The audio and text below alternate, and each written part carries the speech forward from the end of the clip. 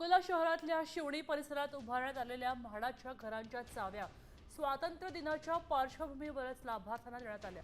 मात्र घर मिळवण्याच्या प्रक्रियेत लाभार्थ्यांकडून मोठ्या प्रमाणात आर्थिक लूट झाल्याचा गंभीर आरोप खुद्द सरकारमधले आमदार अमोल मिटकर यांनी केलाय।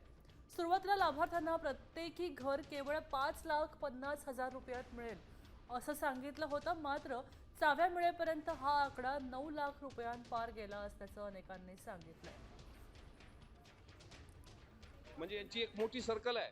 प्रायव्हेट बँक सोबत 2-3% असलेलं त्यांचं टायअप, 40,000 रुपयाचे सोडलेले दलाल आणि त्यानंतर ह्या सगळा मोठा रेशो म्हणजे करोडो रुपयाचा घबाड आहे। अकोल्यामध्ये हे शापित परिसर आहे, हा भ्रष्टाचाराचा अड्डा आहे। आमच्याकडे तक्रारी प्राप्त झाल्यात, मी लवकरच याबाबत कायदेशीर कारवाई प्रस्तावित करणार आहे। फार मोठं भ्रष्टाचाराचं कुरण हा म्हाडाचा हा परिसर झालेला आहे।